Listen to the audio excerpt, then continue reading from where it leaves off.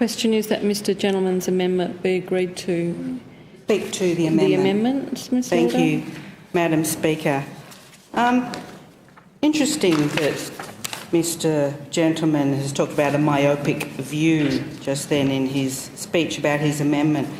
I noted just yesterday an article in the Riot Act from a former National Capital Development Commissioner who spoke last night to the Deakin Residents Association, and I'll quote a couple of items in this particular article because I think they're very telling and very relevant to the discussion that we're having today about planning matters generally here in the ACT. So, a former National Capital Development Commissioner will tonight, because this was yesterday's article, issue a wake-up call to the ACT's community councils and residents group in a hard-hitting speech that accuses the Barr government of corrupting due process and being incompetent. It's from the former NCDC Commissioner, Madam Speaker. I'll just repeat that last bit. Accuses the Barr government of corrupting due process and being incompetent. So last night, the former NCDC Commissioner said, this is a situation that doesn't occur in the states, as in the states of Australia, where such matters, such planning matters, are the responsibility of local councils in which their planning committees debate and make decisions on both the setting of planning regulations and the approval of development applications at public meetings.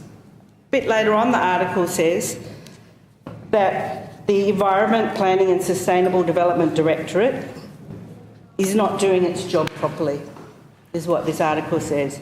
And I'll quote, "It doesn't carry out necessary investigations into the community needs to be served, the likelihood of adverse environmental impacts, the compounding effects of multiple development approvals in residential and suburban shopping areas, and the provision of public transport and public parking availability," he was going to say last night. Sounds very similar to some of the items in the motion before us today. It doesn't carry out the necessary investigations into the community needs to be served. The former Commissioner went on to say the Directorate's planning section is chronically understaffed and can only process development applications, which, he says, it manages poorly.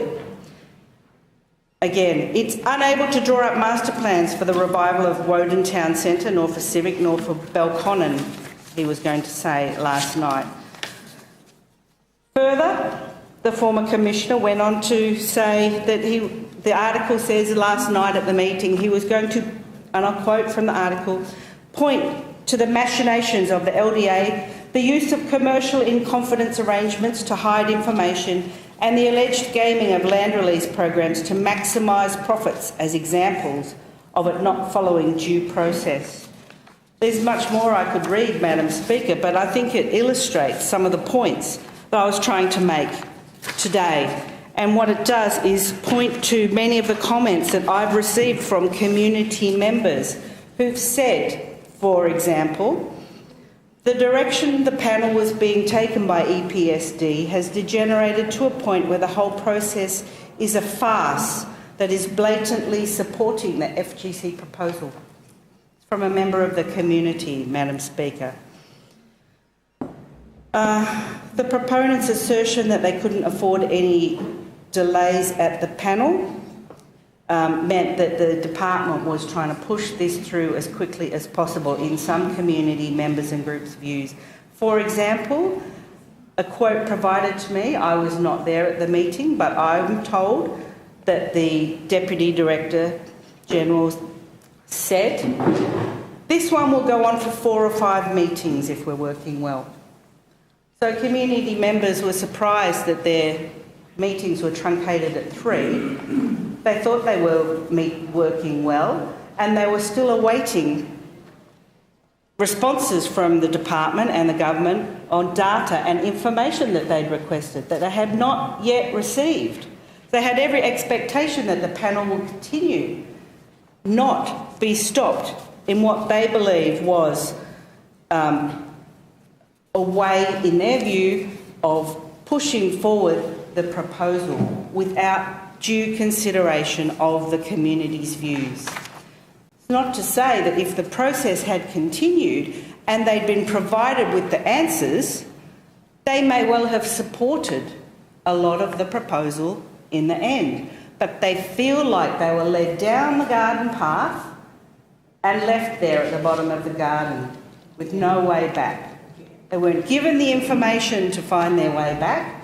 They weren't given the information of where they were going in the first place, and they were just left there, left hanging, which was not what they expected of this process of community consultation and community panel. You know, people have said to me that they feel this process pointed towards a fait accompli, that the proposal would be approved, and they felt they were being used to try to achieve that goal. When that wasn't going necessarily to happen, the process was truncated. Thanks so much, see you later, off you go, if you can get out the locked door, of course. So, Madam Speaker, we will not be supporting Mr Gentleman's amendment. I don't believe that there's trust in the community to let the general process go forward. They've lost the trust of community members. We will not be supporting Mr Gentleman's amendment. The question is, Mr Gentleman's amendment be agreed to? Ms Lauder, are you speaking? Sorry, Ms Lakuta? I was going to speak to move my amendment. So there's a question before it. Is that Mr Gentleman's motion amendment be agreed to? Those of that opinion say aye. Aye. To the contrary, no. No. The noes have it.